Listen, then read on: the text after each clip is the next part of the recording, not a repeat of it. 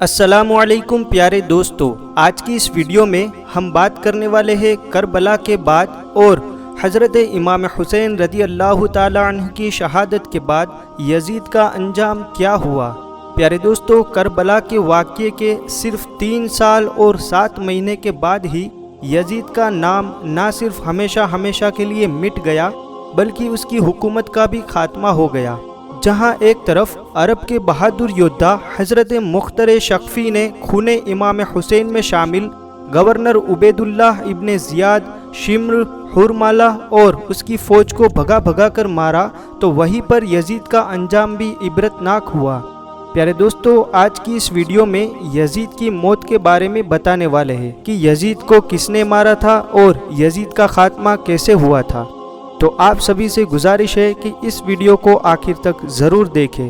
پیارے دوستو، اسلامی تاریخ میں ملتا ہے کہ جب یزید نے نواسہ رسول صلی اللہ تعالی علیہ وسلم کو شہید کروا دیا اور یہ سوچنے لگا کہ اس کے ظلم سے عرب کے سارے لوگ اس کی بیعت کر لیں گے، اس کے سامنے جھک جائیں گے اور کوئی بھی امام حسین کی شہادت کے بعد اس کے خلاف سر تک نہیں اٹھائے گا، لیکن جب نبی کریم صلی اللہ تعالی علیہ وسلم کی بیٹیاں قید ہو کر کوفہ و شام کے بازاروں سے گزری تو ان کے خطبے سنتے سنتے لوگوں کے مردہ ضمیر بھی زندہ ہونے لگے اور ایسے یزید کے خلاف اس کے اپنے دربار میں بغاوتیں شروع ہو گئی۔ پیارے دوستو، ہر کوئی یہ سوچنے لگا تھا کہ اسلام اللہ کا دین ہے، حضرت محمد مصطفیٰ صلی اللہ تعالی علیہ وسلم اللہ کے نبی ہے اور نبی کا خاندان اللہ کا محبوب ترین خاندان ہے۔ جس نے نبی کے گھرانے پر ظلم کیا اسے بادشاہ کہنا سب سے بڑا گناہ ہوگا، اور اس لیے مدینے والوں نے یزید کی بیعت سے انکار کر دیا۔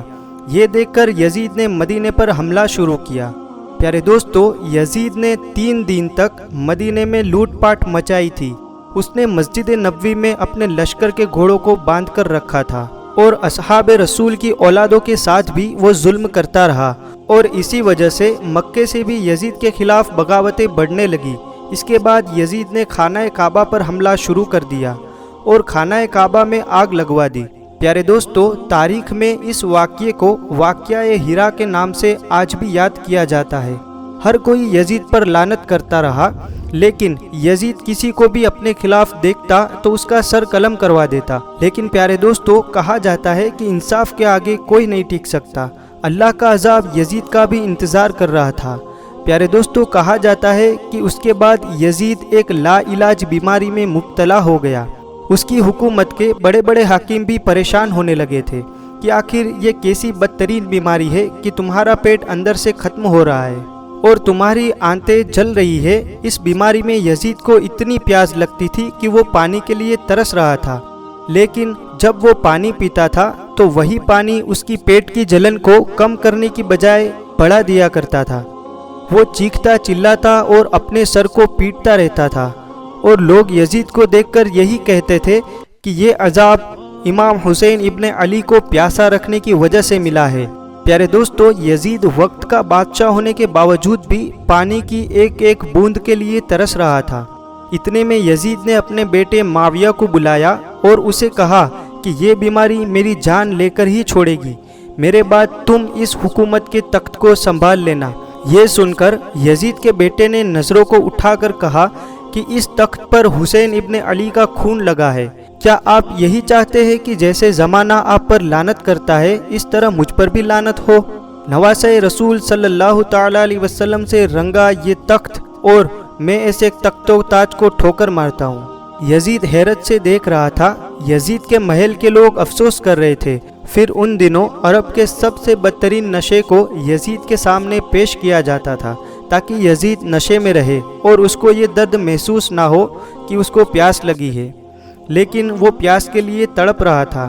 ایسے ہی نشے کی حالت میں وہ اپنے سپاہیوں کو کہنے لگا کہ میرا وہ بندر کہاں ہے جو میرے ساتھ رہتا تھا؟ سپاہیوں نے جواب دیا کہ شاید وہ جنگل کی طرف گیا ہوگا۔ تو وہ اپنے سپاہیوں کے ساتھ گھوڑے پہ بیٹھ کر جیسے ہی باہر گیا، اس کے گھوڑے نے بھی یزید کو اپنی پیٹھ سے گرا دیا اور یزید کا پاؤں گھوڑے کی رکاب میں پھنس گیا۔ وہ گھوڑا دوڑتا رہا اور یزید زمین پر گھسکتا رہا۔ تبھی اس کا سر ایک پتھر سے جا کر ٹکرایا، لیکن وہ گھوڑا نہیں رکا۔ یہاں تک کہ یزید کے جسم کے ٹکڑے ٹکڑے ہو گئے، پر وہ گھوڑا بھاگتا ہی رہا۔ تاریخ میں ملتا ہے کہ یزید کی فوج نے جب یزید کی لاش کو دیکھا تو وہ کہنے لگے کہ حسین ابن علی کے خون کی یہی سزا ہے، اور پھر اس کی لاش کو شام میں دفنا دیا گیا۔ پیارے دوستو، آج بھی لوگ یزید کی قبر کو دیکھ کر لعنت کرتے ہیں۔ پیارے دوستو، آج کی اس ویڈیو کیسی لگی کمنٹ میں جا کر ہمیں ضرور بتائیں۔ تو چلیے پھر ملتے ہیں ایک نئی ویڈیو کے ساتھ، تب تک کے لیے خدا حافظ۔